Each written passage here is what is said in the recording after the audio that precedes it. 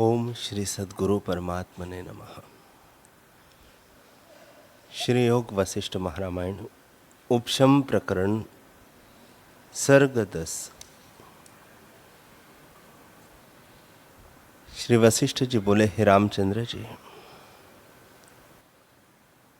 राजा जनक विचारते हैं कि संसार की जो विचित्र स्थिति है वह कित्तेक मात्र है। राज सुखों से मुझको कुछ प्रयोजन नहीं, यह क्षणभंगुर है। इस संपूर्ण मिथ्या आडंबर को त्याग करके मैं एकांत में जा बैठता हूँ।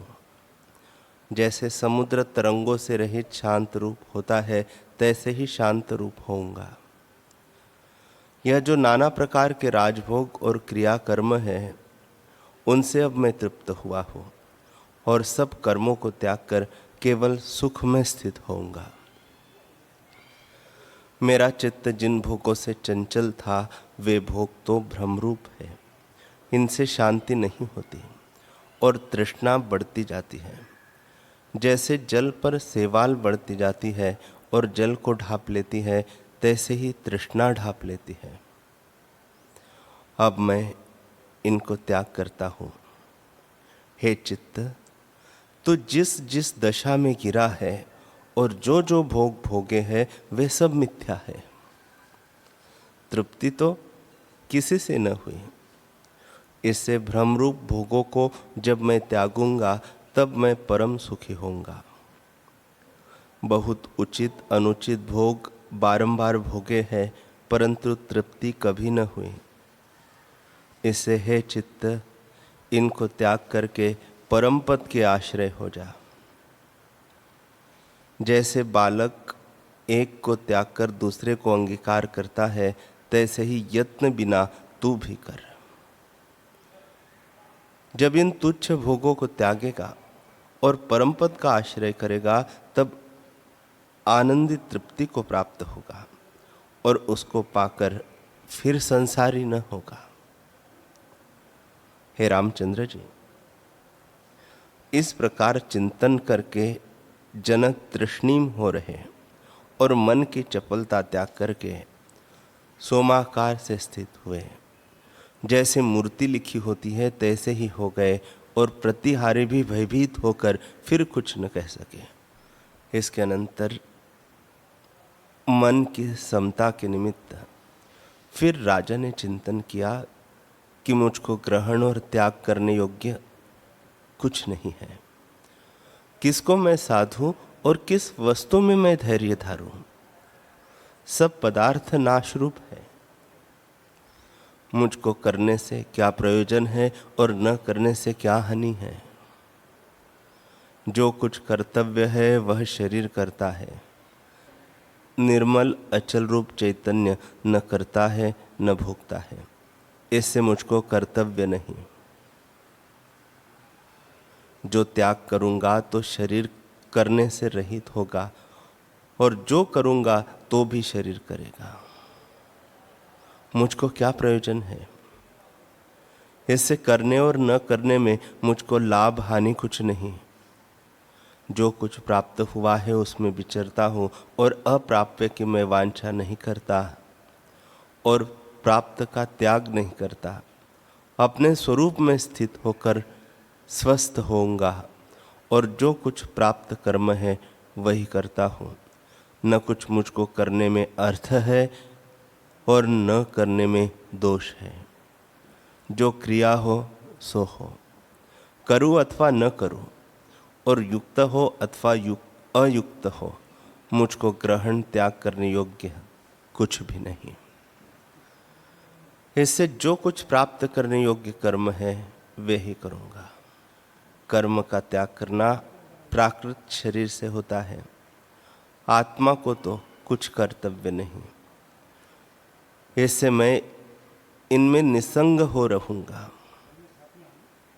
जो निस्पंद चेष्टा हो तो क्या सिद्ध हुआ और क्या किया? जो मन कामना से रहित स्थित विगत ज्वर हुआ, अर्थात हृदय में राग द्वेष मलिनता न उपजे, तो देह से कर्म हो तो भी इष्ट अनिष्ट विषय की प्राप्ति में तुलना रहेगी। और जो देह से मिलकर मन कर्म करता है तब कर्ता भोगता है और इष्ट अनिष्ट की प्राप्ति में राग द्वेषवान होता है। जब मन का मनन उपशम होता है तब कर्तव्य में भी अकर्तव्य है। जैसा निश्चय हृदय में दृढ़ होता है वह रूप पुरुष का हो जाता है। जिसके हृदय में अहंकृत नहीं है और बाहर कर्म चेष्टा करता है तो भी उसने कुछ नहीं किया।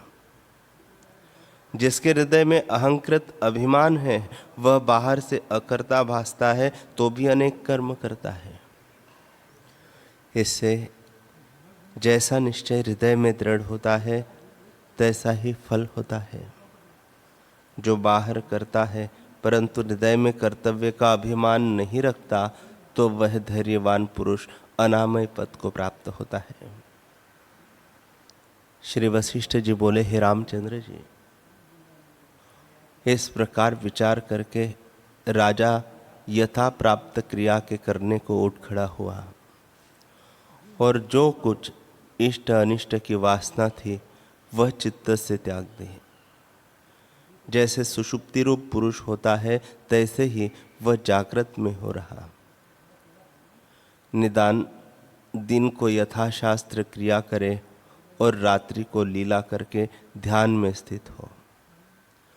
मन को समरस कर जब रात्रि क्षीण हुई तब इस प्रकार चित्त को बोध किया कि हे चंचल रूप चित्त, परमानंद स्वरूप जो आत्मा है वह क्या तुमको सुखदायक नहीं भासता, जो इस मिथ्या संसार सुख की इच्छा करता है।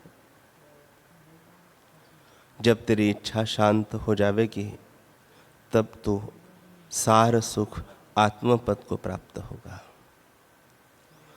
जो जो तू संकल्प लीला से उठता है त्यों त्यों संसार जाल विस्तार होता जाता है।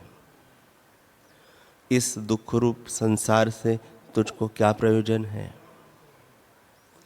हे मूर्ख चित्त, जो जो संकल्प करता है त्यों त्यों संसार का दुख बढ़ता जाता है।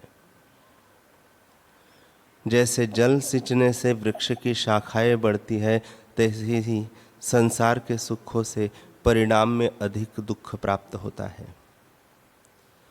ऐसे दुख रूप भोगों की इच्छा क्यों करता है। यह संसार चित्त जाल से उपजा है।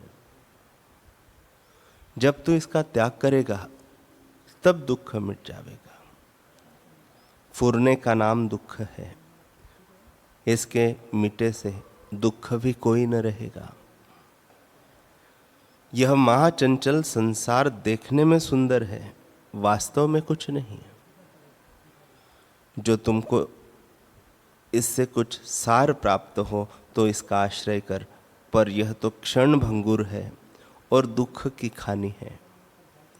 इसकी आस्था त्याग, आत्म तत्व का आश्रय कर और शुद्ध निर्मल होकर जगत में विचर, तब तुझको दुख स्पर्श न करेगा।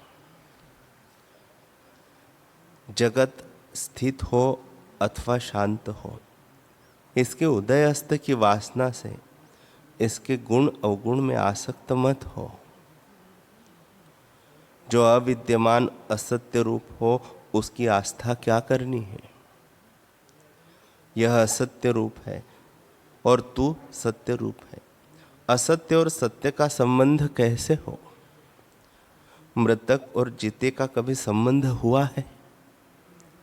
जो तू कहे कि चेतन तत्व ही दृश्य रूप होता है तो दोनों सत्य रूप है और विस्तृत रूप आत्मा ही हुआ है तो हर्ष विषाद किसका करता है। इससे तू मूढ़ मत हो। समुद्र के नाई अक्षोभ रूप अपने आप में स्थित हो और संसार की भावना त्याग करके मान मोह मल को त्याग कर, इसकी इच्छा ही दुख का कारण है। इसको त्याग करके आत्म तत्व में स्थित हो तब पूर्ण पद को प्राप्त होगा।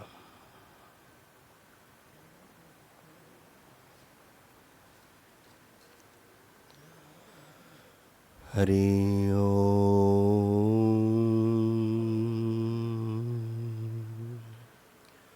हरि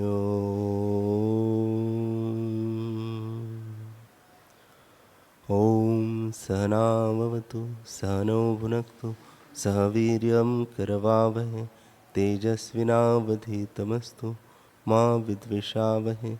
ओम शांति शांति शांति। श्री सद्गुरुदेव भगवान की जय।